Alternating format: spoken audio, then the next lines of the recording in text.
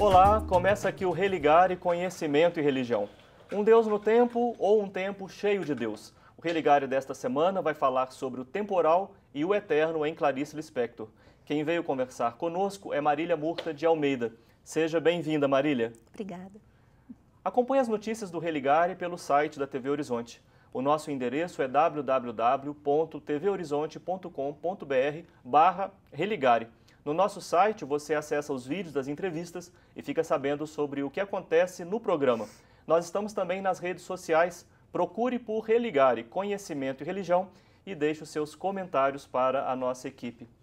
Marília, como é que apareceu Clarice na sua vida?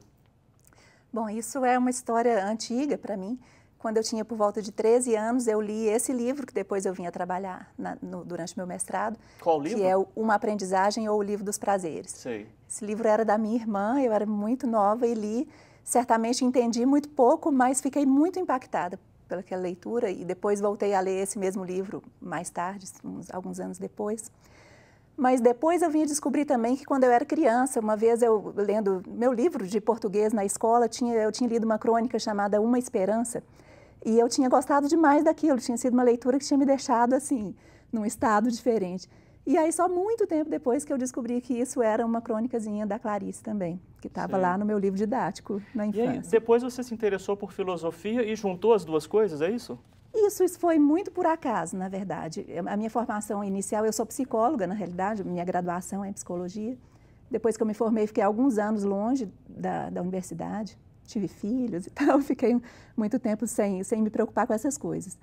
Mas aí depois eu comecei a ter vontade de fazer um mestrado e voltei para a universidade para o curso de filosofia. Fiz metade da graduação, mas com a intenção de ir para o mestrado.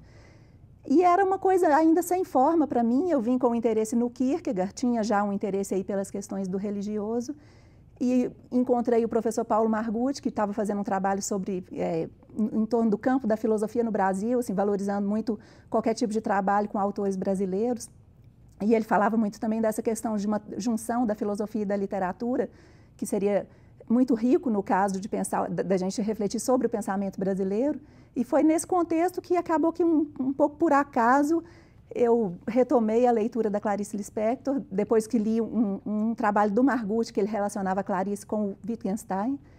E aí, como eu vinha com a ideia de trabalhar o Kierkegaard, mas ainda não tinha conseguido fazer um projeto, nem encontrar um professor que pudesse orientar, acabou, essas coisas se juntaram de um modo meio intuitivo para mim. E se juntaram na dissertação que se transformou num livro publicado pela Loyola, Um Deus no Tempo ou Um Tempo Cheio de Deus. O que é que você trabalha nesta obra?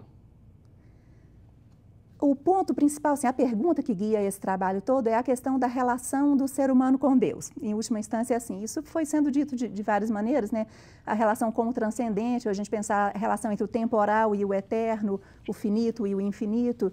Então, são vários modos diferentes de pensar essa relação de fundo, que seria essa questão do humano, o limitado, o temporal, na sua relação com aquilo que o transcende, que está fora do seu limite. Sim. Eu vi aqui no livro que você discute também uma perspectiva tradicional em relação à qual você toma certa distância. Ou seja, nessa relação entre o humano e o divino, o que representa essa perspectiva tradicional que você procura assim, tratar com Você está se referindo ao tradicional menos, né? No sentido comum? Isso. Sim. Uma coisa muito específica que aparece aí é que a gente não precisa pensar numa relação com Deus institucionalizada por nenhuma religião, não necessariamente, ainda que a gente vá tocar em temas cristãos aí no texto, mas pensar que essa relação de cada ser humano com uma perspectiva que o ultrapassa, né, que o transcende, ela não precisa estar envolta em nenhum tipo de ritual, ainda que ela possa estar também, mas ela é alguma coisa que acontece no cotidiano da vida comum. Então, pensar que é no seio mesmo do limitado, do temporal, é na nossa vida cotidiana que pequenos instantes, a palavra pequeno aqui não é boa não, mas é que a ideia de um instante onde a gente pode tocar esse transcendente pode acontecer a qualquer momento, sem ter sido prevista, planejada e nem ritualizada. Marília, isso vem da sua experiência? Isso vem da sua formação em psicologia? Vem da filosofia? ou foi Clarice que te ajudou a formular essa perspectiva? Foi tudo isso junto. Acho que por isso que esse trabalho, na verdade, foi só uma dissertação de mestrado, né, em sentido acadêmico, isso tem um tamanho relativamente pequeno, mas para mim foi uma experiência muito importante porque trazia, de fato, uma preocupação minha, real, que era, eu de fato queria entender melhor, pensar melhor essa questão de uma possível relação com Deus.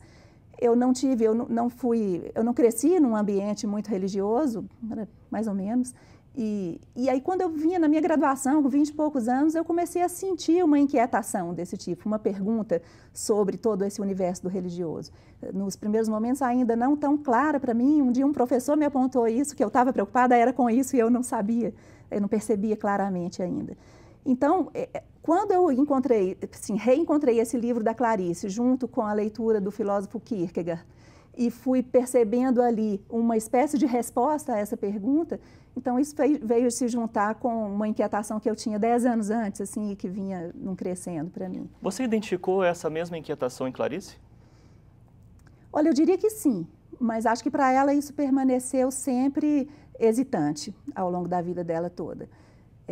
A gente tem uma coisa interessante, que é uma entrevista que ela faz com o seu Amoroso Lima, uma entrevista longa, e praticamente ele coloca para ela que ela teria uma dimensão religiosa, que ela própria, acho que já nunca chegou a afirmar claramente, mas aqui e ali nos escritos dela isso aparece com muita frequência.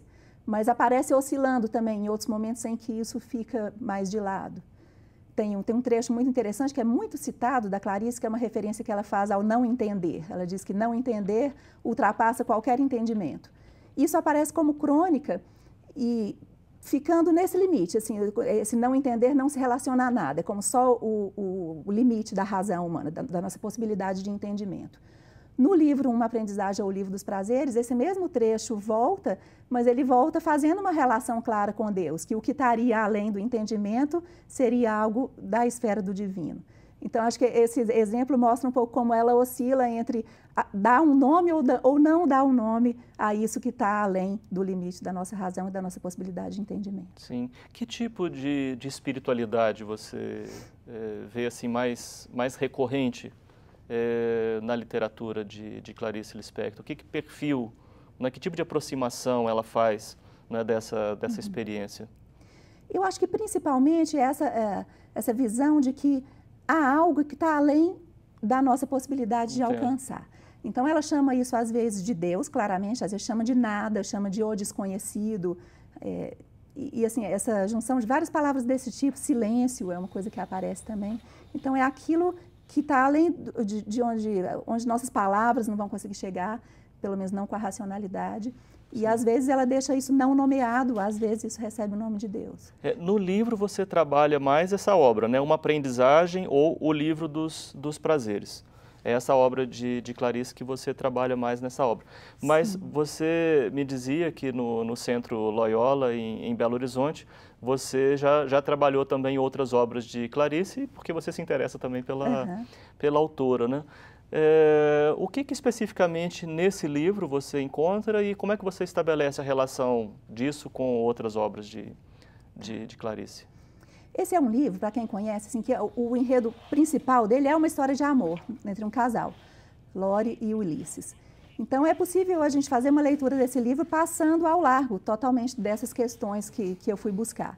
O que acontece é que a Lore vive um processo de aprendizagem para ser capaz de se relacionar amorosamente com Ulisses, mais ou menos é isso. O Ulisses espera dela que ela aprenda alguma coisa para que eles possam viver uma história de amor. E ela, de certo modo, aceita isso, ela topa esse desafio de, então, passar por uma aprendizagem para chegar ao ponto de poder estar com ele. Só que essa aprendizagem que ela vive se passa o tempo todo num diálogo permanente com o Deus. Ela se refere a Deus desse modo. E eu acredito que é nessa relação e que vai se passando uma transformação dentro dela. Uma transformação que leva ela ao ponto de conseguir realizar o amor com Ulisses, mas existe toda uma dimensão de uma relação com Deus que vai se desdobrando aí e que eu entendo que é esse que foi o grande aprendizado dela, a grande transformação. Sim. E isso esse tema você vê em outras... Ah, sim, a relação com outras obras. Não, desse modo, tão, eu diria que é quase que estruturado aí, não sei se porque também eu fiz uma dissecação muito grande do romance e fui perseguindo isso, mas depois de ler e reler e construir essa interpretação, eu acho que é muito difícil não enxergar isso nesse livro. Então, dessa maneira assim tão explícita, eu acho que não, eu não vejo muito em outras obras. Mas a referência à temática de Deus, sim. O livro, por exemplo, Um Sopro de Vida, que é o último livro que ela escreveu, que nem chegou a ser totalmente organizado por ela morreu antes da publicação dele. É um livro que se refere a Deus com uma constância enorme, um livro que foi escrito no último ano da vida dela. Então, a questão da morte, a relação da morte, vida, Deus, isso aparece com muita profundidade. Em crônicas, aqui e ali a gente vê, tem o livro A Descoberta do Mundo, que é uma coletânea de crônicas, das crônicas que ela escreve para o Jornal do Brasil, no finalzinho da década de 60, início da de 70, que também, em muitos momentos, esse tema volta. Mas eu diria que é no livro Aprendizagem que isso aparece com mais, de modo mais explícito mesmo. Entendo. Bom, vamos fazer um breve intervalo aqui, uma pausa na nossa conversa. O Religare de hoje está falando sobre o temporal e o eterno em Clarice Lispector. Marília Murta de Almeida é a nossa convidada. Nós vamos fazer um breve intervalo e voltamos já.